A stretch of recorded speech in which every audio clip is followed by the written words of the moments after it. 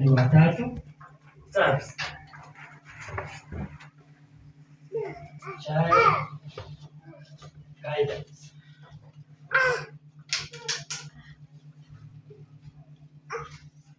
So Psalms 127 verses 3. Nasema? Kusoma?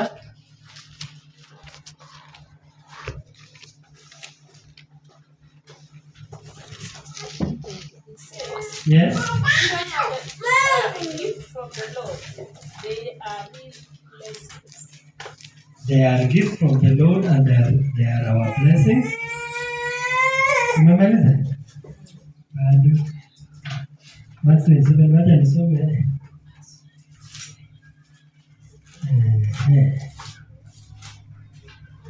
Inasema sons are our heritage from the Lord, children are a reward from Him. For inasema like arrows in the hands of a warrior are the sons born in one's youth. Blessed is the man whose quivers is full of them. They will not be put to shame when they are content with their enemies in the gate. So, watoto wetu tunapewa kwamba they are blessings. Kitu ya kwanza Biblia inasema ya kwamba they are our reward. So kama umepewa mtoto ama kama uko na mtoto, kitu ya kwanza ujue ya kwamba ni they are reward from God. Our children are direct reward from God. Another thing ni ya kwamba watoto they are blessings from God. Na memalizia kusema ya kwamba watoto ni kama fence. Ukiwa na watoto you are safe.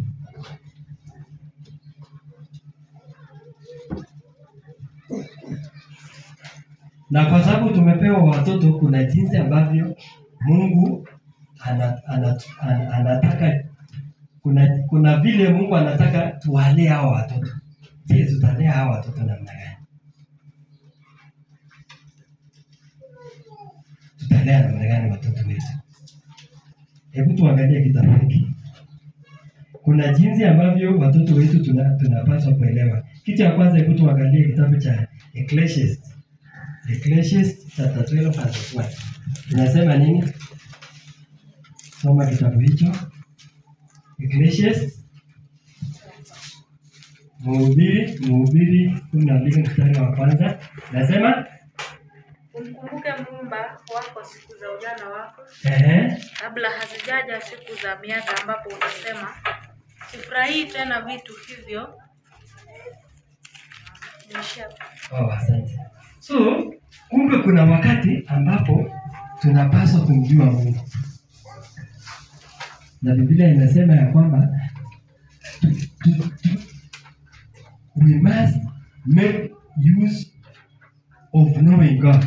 Wakati tukiwa watoto wadogo ama katika ujana wetu, wazirutike dilile bule kono kutei mimi kono nyolo isibi inagitaya kutei mimi anakotei chepchep nota na mene loke mingi chenje uju konyolo kiene kirito yana loke mingi chenje uju kumite kanisa kirito yana nyolo kiripe nabi asuko yetu lakwet ko lakwet netonono tutachunga namna gani watoto wetu ili watakavyokuwa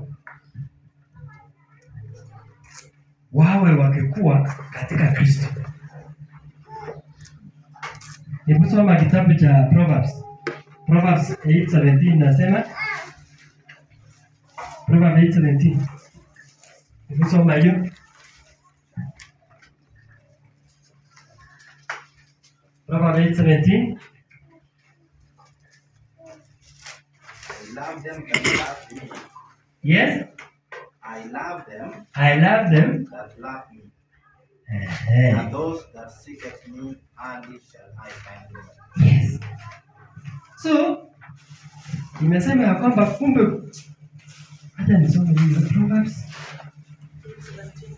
don't have to say 17. Soma kwa Kiingereza.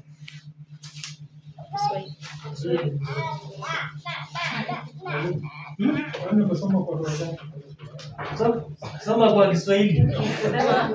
Nawapenda wale wanaonipenda, wanaonitafuta kwa bidii kunipata. Yes, wanaonitafuta kwa bidii kunipata. Kumbe Biblia inasema I love those who love me and those who seek me find me. So tukiwalea watoto wetu wajue Mungu katika ile ya hali ya utoto yao, watafanya nini? Watapata kujua Mungu wakiwa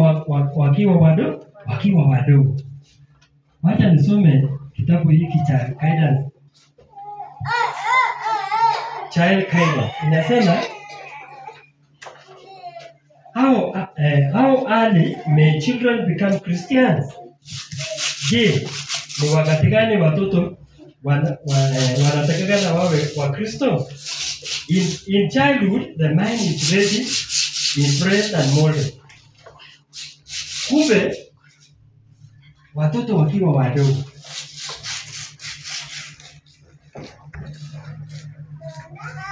akili zao wako tayari kufanya nini?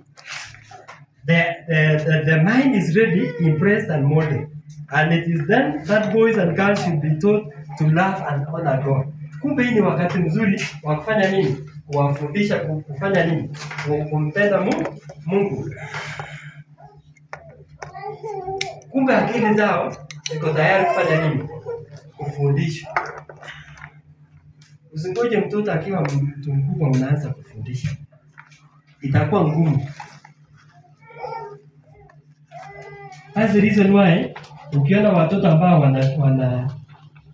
wanachukuliwa kanisa ama wanaenda kanisa as early as 4 years to 10 years, utapata ya kwamba hawa watoto ndio wanakuwa vizuri, watakuwa na tabia mzuri na watakuwa kwa kiroho. Naendelea kusema God wants every child of tender age to be his child, to be adopted into his family. Young though they may be, the youth may be members of the household of faith and have a most precious experience. They may have acts that are tender and ready to receive impression that will be lasting. So kumbe Mungu anawahitaji watoto wakiwa wadogo. Na anasema ya kwamba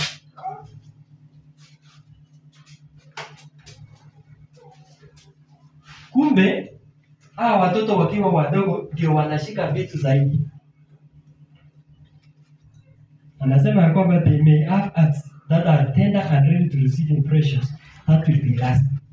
Kumbe ni rahisi kufundisha watoto wadogo.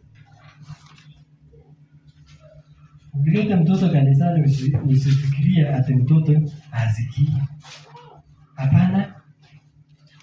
Mwandishi huyu amesema ya kwamba kumbe mtoto akiwa mdogo ndiye anashika zaidi.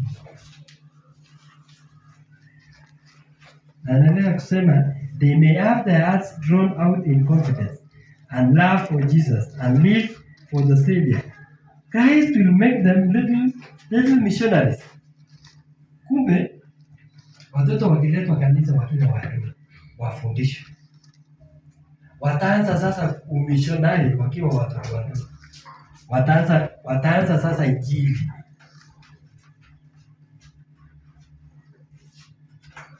Abuke migiji gisiki kwa kanisa kwa waruni kwa chega ibandae anano ibe chega kuone ko ibe ko kenyache. Kukigepuza no tumeachilia watoto nyumbani. Tunafikiria watoto wasikii, watoto wanasumbua. Kumbe ilikuwa mpango ya Mungu ya kwamba tuwafundishe watoto wakiwa wadogo, wangali wachanga. Unasikia?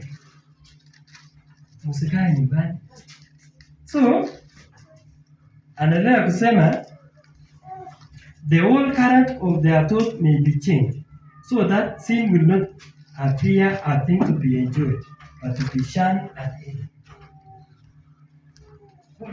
Ukiwafundisha mapema utapata ya kwamba watabadilika. Kitu ya kwanza watabadilika na watakuwa adui ya nini? Ya dhambi. Watakataa dhambi. Mtoto ambaye anafundishwa anaenda kanisa kila wakati, akiona kalamu kwa shule, hata kalamu ikiwacha kwa meza, huyo ataiba? Hawezi iba, kwa sababu anafanya nini? Kitu ya kwanza anamuogopa Mungu na anafanya nini? He fears and he or she honors God. Makanya kuipita katika otenga. Ndio kaya hii kanisa akinet kwa hiyo. Kinde sugaro gire na mana musugaro. Kinde ne mana ani lokia chama ba kanisa.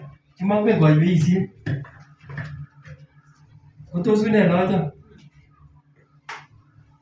Ako nyoru kimuti anan nyoru kinete lagok komengeche kinete kanisa. Kinete konai logoiwek chemiachen, kinete konai sirutik. So Kristianik chechang ko kikoneglected lagok. Wakristo wengi wameacha kazi zao za kuwalea watoto wao jinsi ya Kikristo, jinsi ya kukaa na wajue maandiko. Wanaona tu watoto hadi watoto. Lakini Biblia imesema, ama mwandishi huyu anasema ya kwamba ukiwafundisha watoto wakale wachanga, hao watoto watajua Kristo na hao watasambaza injili wakiwa wadogo. Anasema ya kwamba age of no consequence. An eminent divine was once asked how old a child must be before there was a reasonable hope of his being a Christian. Age has nothing to do with it, was the answer. Love to Jesus, trust, repose, confidence are all qualities that agree with the child's nature. Sasa tunaona huyu mwandishi amesema ya kwamba kumbe knowing God has no limit. Si ati unasema hawa watoto waende kana ama wacheze. Kumekuwa na tabia ya kwamba wakati watu wazima wanaenda kufundishwa, hasa wakati wa jioni, watoto wanaambia wewe mchezo huko nje. Kumbe that is a way of neglecting our children. Wakienda pale nje wanaenda kucheza, lakini wakiketiwa ama wakiwekwa kando wafundishwe jinsi ya kujua Mungu, hawa watoto watakuwa watoto wazuri na kesho hawa ndio watachukua injili hii. Anaendelea kusema, as soon as a child can love and trust his mother, then can he love and trust Jesus as a friend of his mother. Jesus will be his friend, love and honor. So ukifundisha mtoto ajue apende mama yake ama mzazi wake, huyo mtoto atajua ya kwamba kwa sababu napenda mama yangu ama ninamwamini, kwa sababu naamini mama yangu, hata Mungu atafanya nini? Atamwamini Mungu na atafanya kuwa rafiki yake jinsi anavyopenda mama yake. So Jesus will be his friend, love and honor. So Yesu atakuwa rafiki yake, atakuwa akimpenda na atakuwa akimpenda.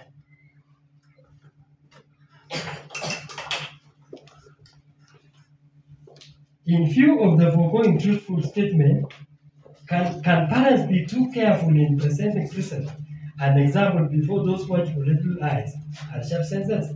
So amesema ya kwamba je, ni wajibu wa mzazi kuwafundisha hawa watoto, wape example Unajua shida yetu kama wazazi, we are not leading by example. Kazi yetu tu ni kutukana watoto. Kichupe logo. Tuzi logo ki kelita ya. Kama kitabu kule, kuna logo ki kunya wali kidochi kugirene.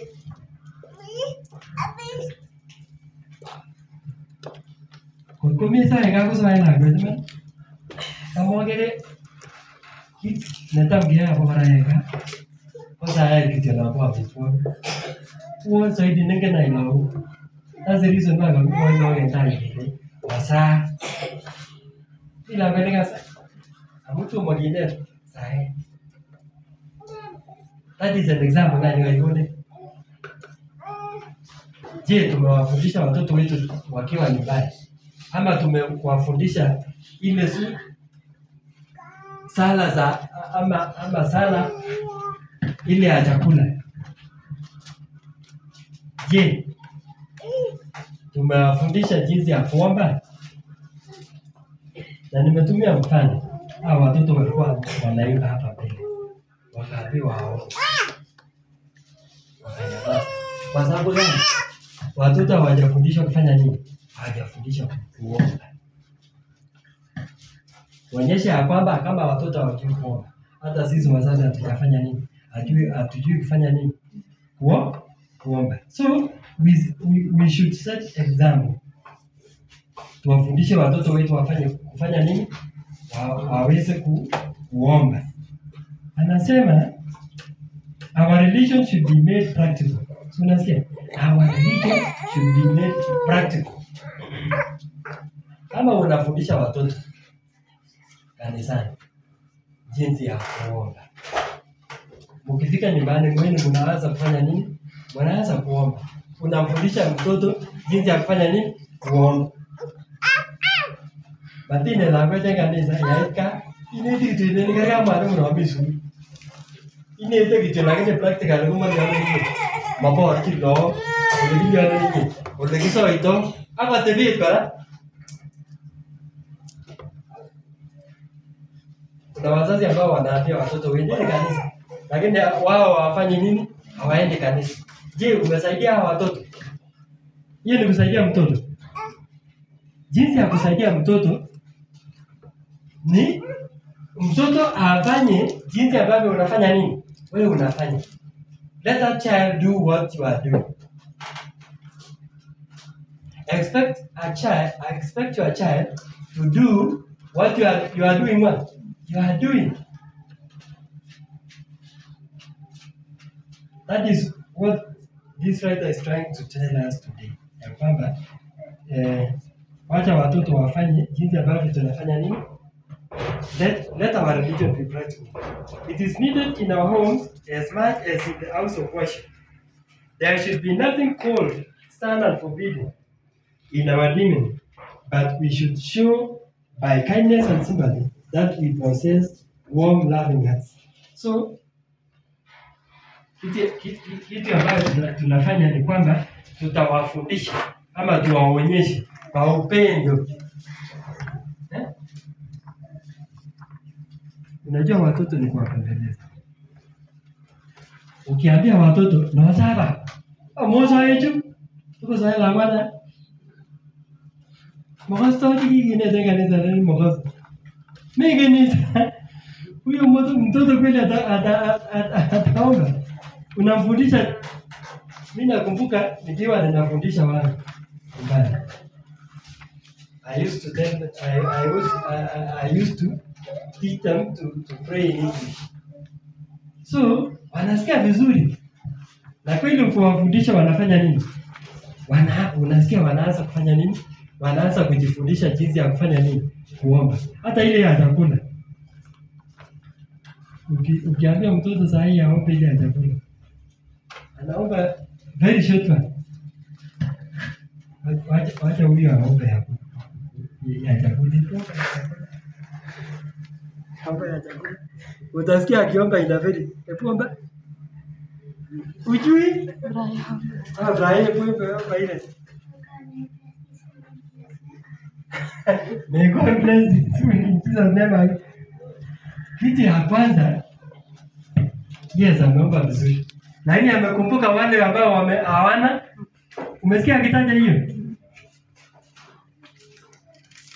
Kitu ya kwanza, akaomba ya kwamba Mungu tunakushukuru kwa sababu tumepata chakula siku ya leo. Ya pili, tena tunakushukuru kwa sababu umetupea chakula ya leo. Tunaamini ya kwamba hata wale ambao hawakupata siku ya leo waweze kupata kesho. Tunasikia hiyo prayer hiyo ni kidogo. Je, tunawafundishaje watoto wetu nyumbani? Naam. Kitu kingine kidogo, kimekitoka sana kidogo. Au tinye mzazi mwenyewe tesa. Sana hata kwa hiyo la kwa tena. Kibu is good. Inataka kana. So that is where the problem starts. We don't teach our children to know how to pray. And what kind of prayers are they praying? I know saya to inuone soe. Mi saya nebo mitwogi au mi saya tena kwa jumla. So itoro logo. Na ni mwana wewe dile yake kosa. Yake moja na kesi ulile kosa. Kosa ndio kimnyeta. Mtu anaanza kuomba ni chakula. Anaambiwa kwa shule kuomba. Anaanza kuomba kama vile Brian ameomba hapa pia. Kumbe hii haikuwa ya maombi ya chakula. You see? So ni ile atufundishe nini? Mtoto jinsi atafanya nini? Ataomba.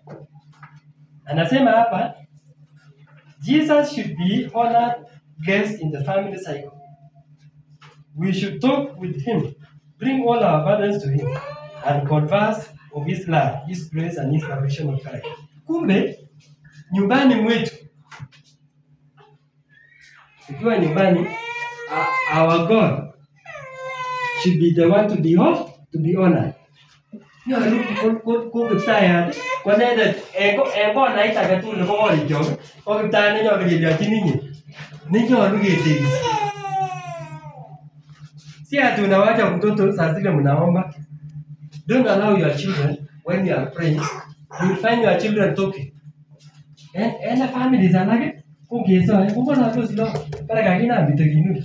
Utapata ya kwamba mtoto watoto wanaanza kuongea.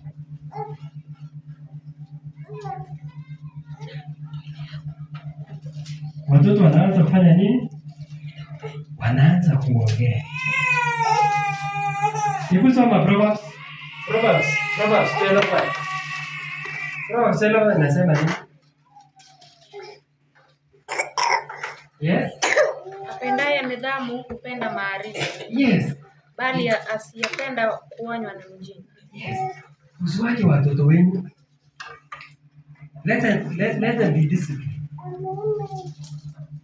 Hebu soma kwa Kiingereza. Okay. Whosoever loveth instruction, Yes. loveth knowledge. Yes. But he that hateth reproof is a brutal. Yes. Ati huyo mtoto ni mdogo. Atuachana naye. Ati saa zile mnaanza kuomba, mtoto anaanza kufanya nini? Mtoto anaanza kuongea. Utasikia mama ama baba anasema, "Huyu ni mtoto mdogo. Achana naye." Mimi nakumbuka wakati nilikuwa Mombasa. Let me tell you. I was submitted to the msikiti. Acha nikwambie. Na mahali penye nilikuwa watu ambao tulikuwa we were in the same rental houses. Watoto wao wote walikuwa Waislamu. Saa 9 usiku unasikia kiboko. Mtoto anachapwa kweli kweli. Wanaamka saa 9 ya usiku. Wanaenda kufanya nini? Wanaenda kufanya maombi. Wanaenda kuswali. Sasa nilikuwa ninashangaa. Kama mtoto anaweka kiboko. Mtoto saizi huyu anasikia tu kengele ikianza kupigwa hivi. Akisikia yule mhudumu wa pale. Akisikia tu akianza kutoa sauti. Unasikia mtoto anarauka. Wanaenda pio. Na watoto wetu wengine wa Kristo unaanza kuomba mtoto anapiga kelele, mtoto anafanya yake. You know, you see the difference. We don't teach them. We don't discipline them. Tunaacha tu watoto, tunasema si hawa ni watoto. Wacha watoto wakae. Wakati mnaenda kuomba, mnawacha watoto. Mnasema baba na mama twende tufanye maombi. Kabla hamjalala nyumbani. Nyinyi peke yenu wazazi mnafanya maombi. Mnawacha watoto. Kisha hao watoto wakikuwa wakubwa, hawataki hata kuomba. Hautasikia wakitaka maombi. Wataenda kulala jinsi ambavyo huwa mnafanya nini? Mnalala. Hebu soma kitabu hiki. Kitabu cha Proverbs 9:9. Proverbs 9:9 inasema, mfunze mwenye hekima naye atazidi kuwa na hekima, mfundishe mwadilifu naye atazidi kuelimika. Yes. Hebu soma kwa Kiingereza. Give instructions to a wise man. Give instruction to a wise man, and he will be yet wiser. Yes. Teach a just man, and he will increase his learning. Yes. Leo ukimfundisha huyu mtoto jinsi ya kukaa, usifikiri atakaa hivyo, kesho unakuja kuongezea ingine, unakuja kumfundisha tena, unaendelea tena. Kesho huyu mtoto atafanya nini? Atakuwa mtu mzima. He will grow a spiritual child. Usiwache watoto nyumbani. So unasikia? Yeye ata grow. He will grow. Kesho utapata atakuwa mtu mzima na atakuwa mtu mwenye amefanywa nini? Ameelimika ya kutosha. Lakini tabia yetu wa Kristo sisi tunaacha watoto. Tunasema atafundisha shule. Atafanywa nini? Hapana. Acha niwaambie. Ukiwacha mtoto wako, ataenda kufundisha mtu mwingine. Ataenda kutoa mafundisho mengine kando. Inimeta la kwenu, kopo ginete ni ketu wala.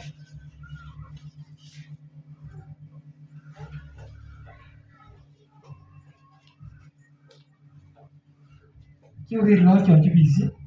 Yakuba chubisi si kanisa tu. Lakini ndio kwa niona nini? Chubisi la tisi obani ke gibu nena. Kinaenda. Omo chubisi. Je, saa zingine unapata mtoto anatukana, unashangaa hii tabia alileta wapi? Unafikiri alileta wapi? Si ametoa kwingine.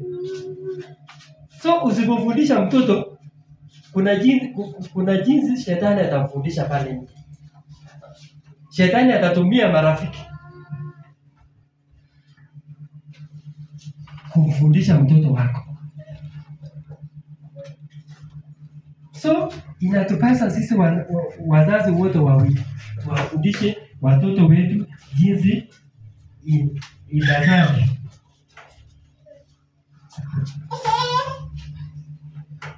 Hebu soma Proverbs 3:1. Proverbs 3:1 inasema,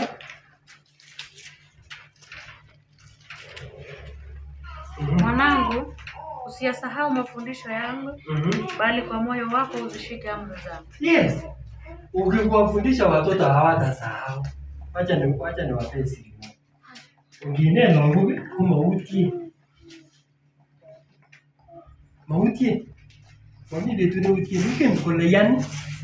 Juzi nilikuwa ninaona kwa gazeti. Walikuwa nasema ya kwamba 75% ya watoto ambao wako university sasa, yani kitabia, yani wamepotea kabisa. Yani gazeti ilikuwa inasema ya kwamba drugs, wasichana siku hizi wanatumia drugs, hata wanashinda vijana. University walikuwa wameandika ya kwamba nowadays universities have become gateways today. Mtoto anaenda apewa mtoto mzuri, amepita vizuri, unafanyia arambe, anaenda ama mchango, anaenda investigation, mtoto anabadilika. Utapata mtoto ameauliwa, mtoto amefanyiwa nini? Na hiyo tabia huyo mtoto anapata wapi? Sikuna Madam Peter. Madam Joy. Na Madam mnajua tabia ya Kole. Iko namna gani? Joy alikuwa ananiambia kila weekend wakiwa kwa shule. Utapata mama mzima amewacha mtoto nyumbani. Mtoto mwenye hapo kwa ameenda Kole. Anaenda Eldoret kuzunguka. Ati weekend anaenda kutembea. Ati mzazi mzima. Anaenda kutembea jioni analeta shughuli. Anaenda kuzurura. Mzazi mzima. Iweje sasa msichana mwenye amemaliza form 4 ambaye hujamfundisha? Huyo mtoto atamaliza college? Hawezi. Kwa sababu gani? Ya tabia. Unajua tabia itakuweka kwa shimo. Bado mnakumbuka Kenya? Kwa wale ambao kuna msichana mwenye alikuwa anaitwa Kenya, alikuwa anatoka hapa Kenya. Huyo msichana alikuwa anatoka familia ya Wakristo. Lakini ajabu Wakristo wa Adventista. Lakini ajabu huyo msichana alienda college. Huyo msichana alionekana kwa CCTV. Unajua aliuliwa. Huyo msichana akaonekana kwa CCTV akiwa analewa kweli kweli. Akiwa anatolewa na baota.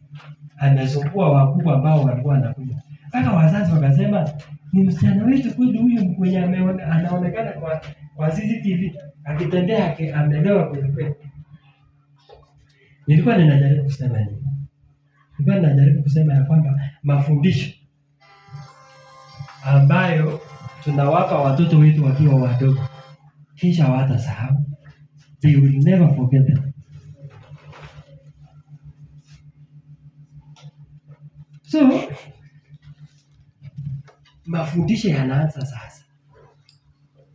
Usikuje mtoto akiwa mtu mzima unaanza kumfundisha.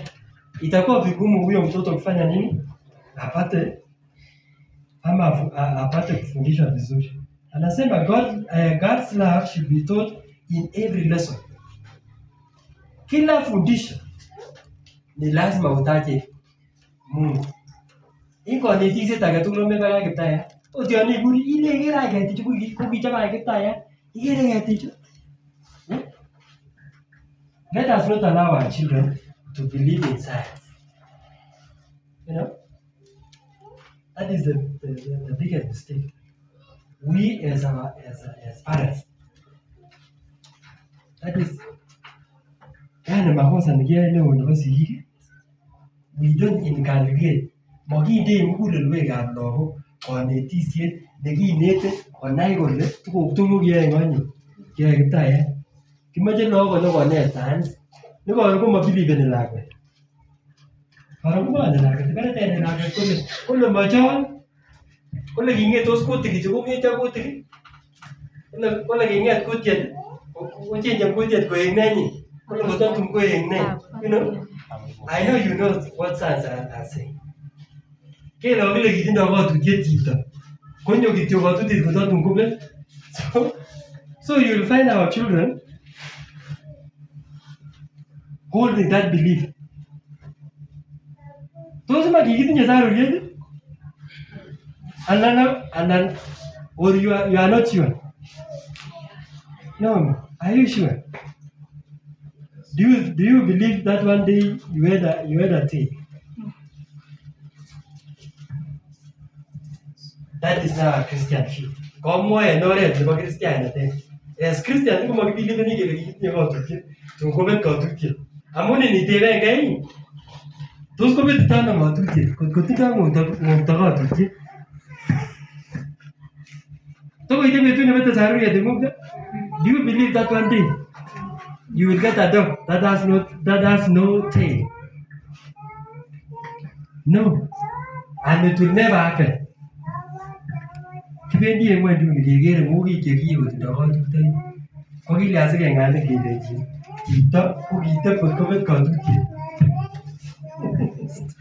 We were meant to believe. Kikiyae kotarge believe kele makini katutiet.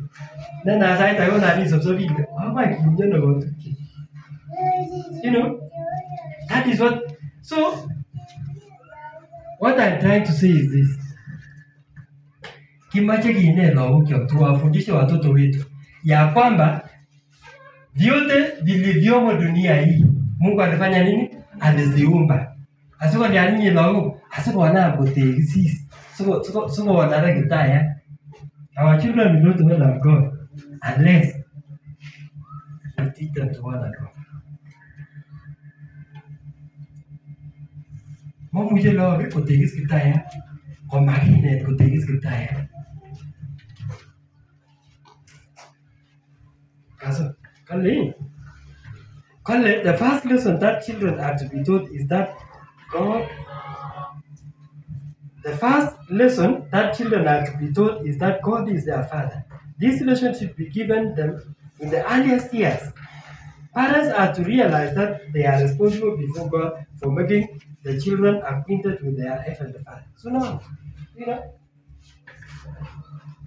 Manae, watoto hawezi jua. So, ni lazima utofautishe. Kuwafundisha kwamba tuko na baba ambaye yeye ni muumbaji. Ya pili tuko na baba ambaye ni mzazi. Tofautisha. Ndio wajue wewe unaongea kuhusu baba gani. Yaani inaelaka. Kwa nini you are talking about the Father who lives in heaven. Ajue ya kwamba Mungu atakuja siku moja kufanya nini? Kutuchukua. Kwa kama hangine leo kuma naye. Watoto wetu hawatajua ya kwamba kuna baba ambaye anatuumba na yeye huyo baba yeye atarudi kufanya nini? Kutuchukua nyumbani. Je, tumewafundisha watoto wetu kwa nini tuko kanisani? Wanajua? Ama watoto wamechukua tu, si ni kwenda tu kanisa ikifika Sabato, si ni kwenda kanisa. Ni lazima tuwafundishe watoto wetu kwa nini tunaenda kanisa. Tunaenda kanisa kwa sababu kitu ya kwanza tunaenda kumsujudu Muumbaji, kitu ya kwanza. Ya pili, yeye atakuja kufanya nini? Atakuja kutuchukua nyumbani. Je, atakuja kutuchukua jinsi ama namna gani? Tukifanyia nini? When we honor our God, yeye atakuja kufanya nini? Kutuchukua nyumbani. Na wana wabaya watakuja kufanya nini? Kuwachoma motoni. Kama ingine logo unapata. Wanae logo. Proverbs, wacha tumalizie. Proverbs 19:18. Proverbs 19:18.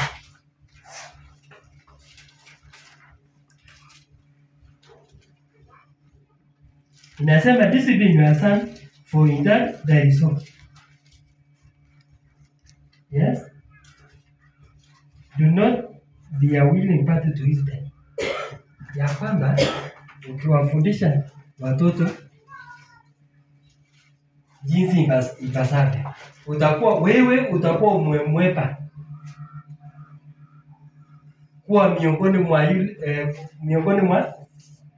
yani miongoni mwa yes uwaji wake. Yani hii matuniki itoen kyoka jita nakakone lakwet kutotungule lakwana ko kirani. So makiri itoen matungu ekinyitu. Wakere lakwet nekibara Ndutai. Juzi nilikuwa ninaona tu kwa TV. Msichana mwenye anaitwa Margaret Ndutai. Huyo Ndutai alienda Vietnam. Akawa anachukua drugs. Na bado ni msichana 37 years old woman. Yeye akachukua drugs pale Vietnam. Akashikwa pale Vietnam. Yeye akafanyiwa kesi. Huyo msichana sasa anangoja tu kunyongwa. Ama nyinyi hamjui? Yes, huyo msichana anangoja kunyongwa. Kifanya kitogeru. Ngele hii sana baba. Hebu sikia hata mtoto wako anaenda kunyongwa. So sahi watoto kuwafundisha ya kwamba kushika kitu ya wenyewe, kuiba kalamu. Si ati mtoto akiiba kalamu akuje nyumbani. Wewe umemnunulia taamua ni mtoto kalamu. Na bado huyo mtoto ako Wewe hujamnunulia kalamu tangu term 1 mpaka term 3. Na wewe ulimnunulia term 1. Wewe unafikiria huyo mtoto anatumia hiyo kalamu term 1, term 2, term 3.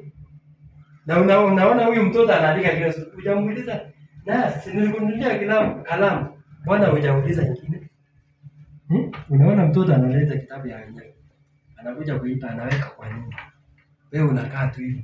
Kesho mtoto anaiba vitu vikubwa. Wewe ukiona mtoto ako na sweta ambaye sio yake, utaambia hii sweta ni ya nani? Wewe urudisha kwa mwenyewe. Lakini kuna wazazi mtoto akiiba sweta ama kalamu, anakuja kuambia, mtoto, umepata kalamu nzuri. Sasa kesho atakuja na sema. Siku nyingine atakuja na bagi ya wenyewe. Si ndio? Sasa unaona watoto wanacheka, wanajua jinsi ya kuiba. Ndio, unajua jinsi ya kufanya hivi.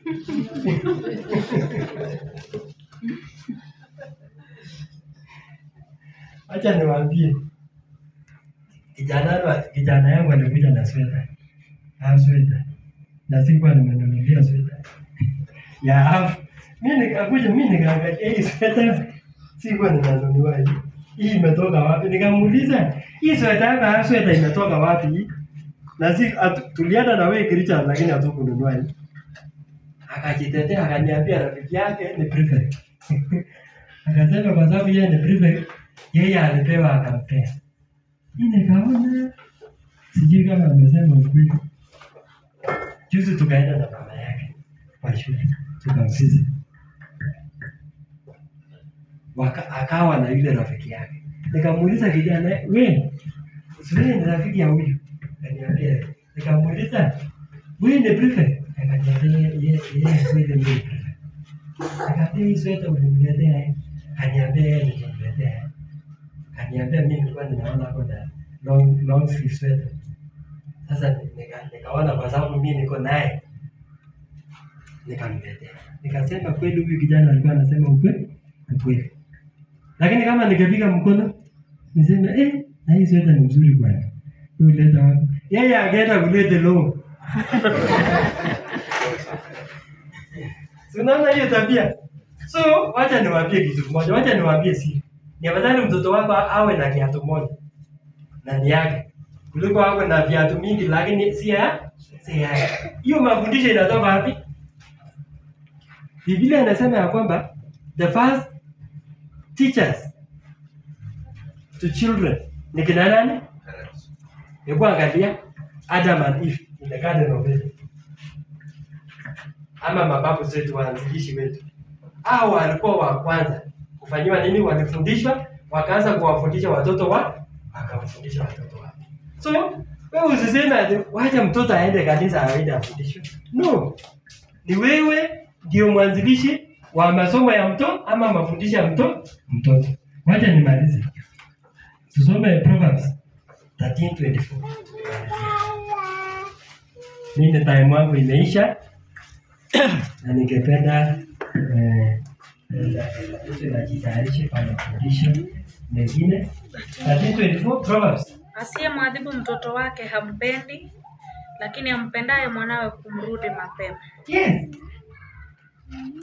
Hii ni akina mama sasa. Unajua akina mama wanapenda watoto sana. Mzee ukianza kumwadhibu mtoto, mama atapiga kelele. Wewe umeshika mtoto namna gani? Wewe usipige kichwa, baada usipige miguu, baada usipige mtoto. Unajua wanaume akishika mtoto anatandika kweli, mara kichwa, mara wapi. Mama tu anasema, kichwa itaruka. Wewe zunguke kichwa. Anamwomba je hizo? Naam. Kama kuna baba brand na kutika sana. Basi iweka. Kile moyo ndio siakani ile. Kuna mambo bari ile, yani tukio tona lape. Ina kitule jina ndio na babi. Kile wale jina kwirine. Jego mega sega ngoro murumta. Kile moja kaza. Ndio. Nenda kuchapa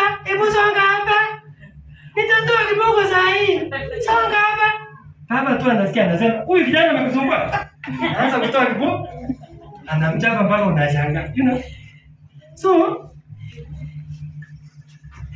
acha niwaambie siri moja. Watoto wenu watawaaibisha. Msipofanyia nini? Nyinyi mnakaa starehe hivi. Mnaanza kuleta kwa meza chakula. Unaweka chakula kwa meza. Hebu angalia vile mtoto wako atakuaibisha. Sasa unaweka chapati hapo, unaweka kila kitu. Yeye hakuwa kwa nyumba, wakati ule wageni wamefanya nini? Wamefika. Sasa ndio mtoto anaingia kwa nyumba. Anaangalia ni nini imewekwa kwa meza, mchele, chapati.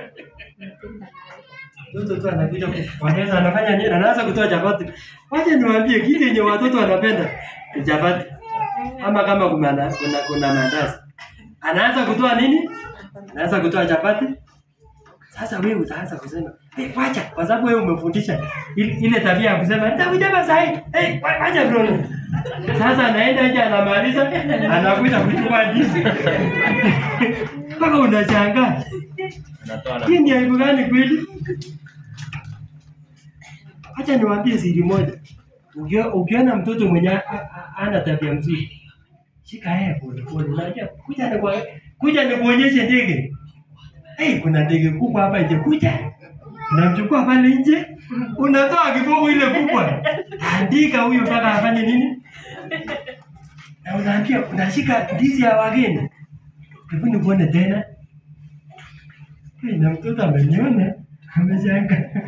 Asante sana. So Mungu awabariki sana. Amen. Kabla hujamaliza. Yes. Hapo mwanzo tumetanguliza kwa Psalms 27 verses 3 and 4. Psalms 27, asante. Kasema watoto ni baraka. Usikia hiyo swali? Inasema children are the reward and the blessing from God. Sasa swali langu ilikuwa ni hivi. Kuna wale ambao hawajafanikiwa kupata watoto kabisa. Je, wanaweza mlaumu Mungu kwamba huyu Mungu hakuwapea ni baraka ama hiyo zawadi? Wanaweza mkasirikia Mungu kwamba hawajampatia ama hawajapata hiyo zawadi? Kwa sababu we can have a man hana watoto. Kuna woman mwenye hana watoto. Kwa hivyo hao watu wanaweza kasirikia Mungu kwamba Mungu hakuwapea hiyo zawadi ama hiyo baraka. Asante. Haya, hiyo ni swali kwa darasa, lakini nitajaribu kujibu. Kitu ya kwanza ni kumwamini nani? Hebu tumwamini Mungu. Hiyo ni kitu ya kwanza. Naamini Biblia imejaribu kutueleza ama kutuonyesha kuna wale ambao hawakuwa na watoto, lakini jinsi ambavyo wanaweza kumwamini Mungu. Mungu aliweza kuwafanyia nini? Iliwafanyia nini? Mungu aliweza kuwabariki na watoto.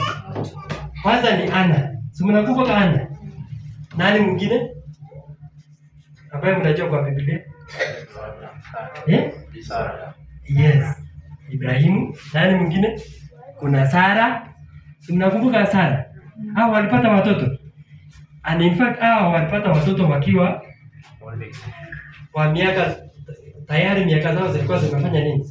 Zilikuwa zimeenda. Lakini walipata nini? Na Biblia tena inasema kwamba Mungu ndiye anajua nini? Kuna jinsi ambavyo Biblia inaweka ya kwamba anajua the wombs of the women. So si ati sisi ndio tunalaumu Mungu. Hapana. Yeye ndiye anajua miili zetu jinsi ambavyo ziko. So ni sisi tufanye nini? Ni sisi kuweka magoti chini na tufanye nini? Maombi. Tumetufundisha ama tumefundishwa ya kwamba Mungu hufanya nini? Mungu hujibu maombi. Ama nani yako na jibu? Ni kwamba Yes. Tunachukua mfano mzuri ya walemavu. Yes. Walemavu ienda kawa walizaliwa vivyo hivyo ama kwa ajali mbaya. Tunaona kwamba kupitia kwayo wanashukuru Mungu jinsi walivyo. Pia nao ambao hawajajaliwa washukuru Mungu jinsi walivyo. Maana Mungu anatokea kwamba tumshukuru Mungu kwa kila wakati na kwa chochote kile. Maana sisi zote tu viumbe vyake. Tukiangalia hata kama wanyama, kuna wanyama vilema na wanamshukuru Mungu. Kuna wanyama pia ambao hawana uzazi. Haya yote yanatokana na makosa ya Mungu. Tunapotambua kiwango hicho ambayo tumepatikana kwalo, tunastahili kumtambua Mungu na kumshukuru. Ndiposa tusiweze kumwaibisha Mungu kwa kumlaani ama kwa kumkosoa.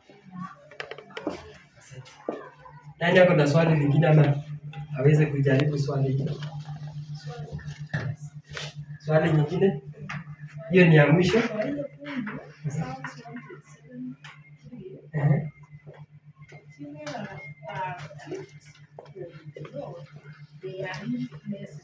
They are his blessings. They are real blessings, yes? Yes. The sons Are man has when he is young are like arrows in the soldier's hand. Happy is the man who has many such arrows. He will never be defeated. When he meets his enemies, he will place of judgment. Ikiwa ni baraka, swali langu je, tunaweza penda baraka kutoka kwa Mungu? Kukubariki unasema imetosha. Usibariki tena. kama uko na watoto. Nasema sasa nimetosheka na baraka. Inabidi.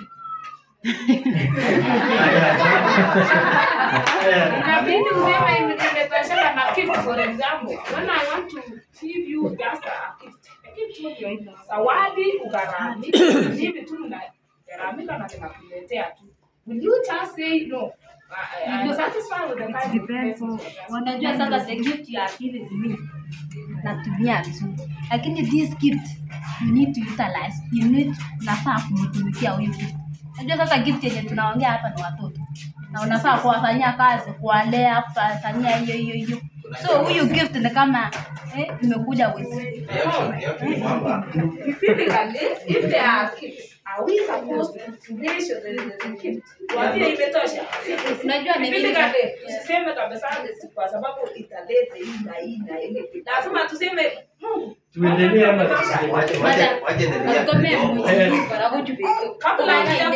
kabla hujafika kufunga ama kufanyia nini? Are we supposed to restrict? Kuna jambo haya wacha Kenya. Kama aliambiwa nini? katika Biblia tupata fungu ambalo linatuambia tupime uzazi wetu. Tupange uzazi wetu. Ni kwamba tunapoona kwa mfano, tunapoona familia ambao ni pana, tunapata hao wako werevu, wako na priority. Tunapoona familia ambao wako ni wachache, tunapata kwamba wako na changamoto. Ugonjwa ikifika, hata kama vile tuliambia hiyo kijana alipatiwa mali mingi na alikuwa kijana peke yake. Sio tunaona kwamba Mungu angekuwa wengi, kama ungekuwa wengi angegairi. Tunaona kwamba Biblia tunaambia familia ambayo ilikuwa pale hakuna mahali ya family planning ilikuwepo. Nafikiri ndio swali lako. Pili ni kwamba watoto wanapokuswa katika njia ambao ni uaminifu, Mungu atawabariki. Kwa njia ya pekee. Atabariki kwa njia ya pekee. Sasa usikuwe na manunguniko wa baraka ambayo Mungu amekubariki. Ikiwa ni 20, 30, ambia Mungu ni wewe na utaletea nguvu niweze. Kwa maana tunaweza kuwa tukiwa katika familia yetu tupewe baraka kulingana na mzee Mungu ametupa na uwezi familia. Alafu kesho itakuwa lawama. Baba anaanza kulaumu nani? Mama. Mama kazi yako nini ngana na shule usiniambie nilikuwa nimesema baraka moja tu. Alafu wengine sasa itakuwa inaleta shida kwa familia. Ilani huku tunajifunza ni baraka kutoka kwetu. Tunapoenda wakati watoto wanawekwa mikono kanisani, fungu linatoka, huwa tunasikia kufika nyumbani maneno inaruka. Sasa ikiwa sisi ni Wakristo na vitu vingine haifai hata tusamike. Ikiwa tumebarikiwa, tuamini tumebarikiwa na furaha. Hata hivyo ninachukua hivyo kwa upande wangu. Kwa upande wangu ninachukua hivyo na ninajua Mungu anijua. Chapo unapitia changamoto unaposomesha. Hata wengi hata sisi Kwa mfano sisi tumezaliwa 11. Hivyo. Lakini wote unaona kila mtu alienda na maisha yake, tuliweza kusoma tukafaa. Kwanza tulikuwa tunanona kushinda wale wenye hata tuko na maziwa, tunaamka asubuhi tunatengeneza uji ya mahindi. Lakini tukifika shule hakuna mwenye anapita namba 3 kwa wote. Hata ukiangalia saa ile mimi ni mwalimu. Ukichunguza watoto hao ambao wanakula ice cream kabisa, wanakula mikate asubuhi, unafunza mpaka unasikia kuacha shule basi. Kuacha kuwa mwalimu. Kwa sababu hata unapoendelea kufunza, unapata anaingiza mtoto kwa mkate na vitu vinakataa. Hata ni mtu tu amepata kila kitu na hata akili yenyewe haina. Sasa ni baraka. Mungu mwenyewe atubariki, na sijasema tusipime ndio tuende free. Ikiwa umebarikiwa usilaumu kila hali, ambia Mungu ndiko. Haya, wacha nimalize hivi. Wacha ni support tu ya hii.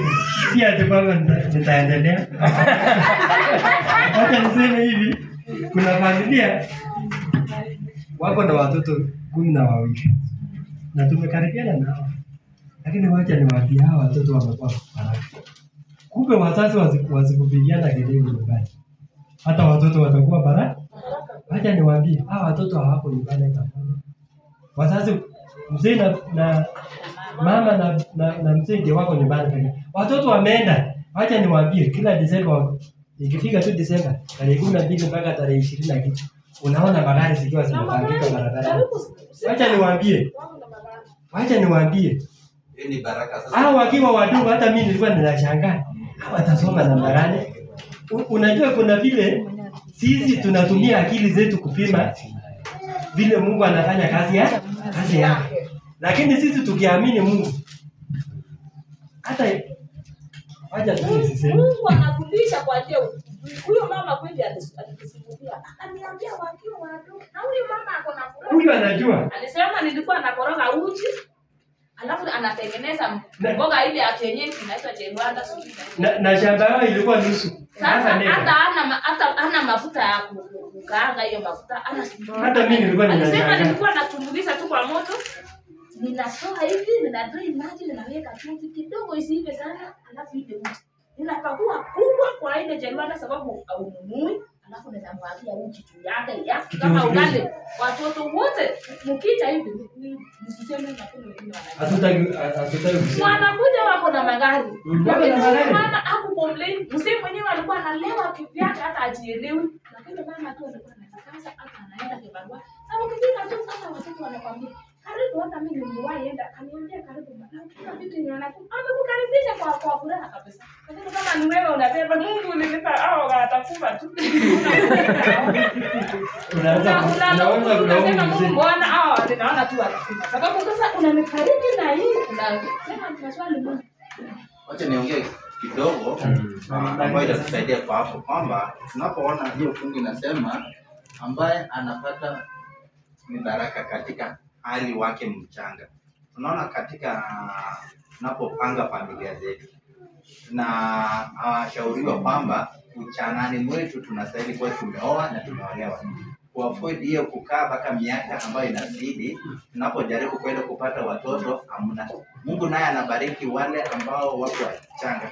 Nafikiri kwa baada hapo sana nasema kwamba watoto unaopata katika umri mdogo wanakuanga strong na wanakuanga bright. Kwamba mambo mengi tunajipangia, lakini Mungu ametuorodhesha mambo ambayo tunayostahili. Na mwisho ni kwamba katika matengenezo huo ambao tuko, nimenukuu jambo hilo maana nilisikia kutoka mahali fulani kwamba kumbe ni hatia tunapojipangia usafi. Tunamkataza Mungu mpangilio wake. Hapendi. Ndiposa tunajifunza mambo mengi ya matengenezo, maana tunajaribu kufanya nini? Miili yetu ni hekalu takatifu. Tunapojipanga wenyewe tunamwacha Mungu. Asante. So tuendelee ama tusiendelee? Time imeisha. Yaani ninasema tuendelee. Yaani hamjanielewa? Family. Tuendelee ama tusiendelee? Haya, tumwalike mtumishi ama mnenaji wa saa hii. Hebu tupate maombi. Tuombe. Okay, sawa. Kiptayat ni mtu kitoro ya kabisa. Mungu asifiwe. Mungu kana Mungu inete. Ako family sio. Kage na hizo tutadhani ile ya gijani. Ogitesi. Iko ndege wamenyo ndege. Inete bara. Ako akili tai bore kio. Wanyane ni basic tu. Actually kiptayat kage tununi. Kiptayat kara mmoja tai Mungu baitio ni mmoja tai. Mungu atalu kenda chini tusikinenda. Saidi Kiptayat ingonete ak saidi yani itu ni wisi wote chini tiki bwana ka. Lakini wewe Mungu Mungu inete kana takiso ni Kiptayat. Amen.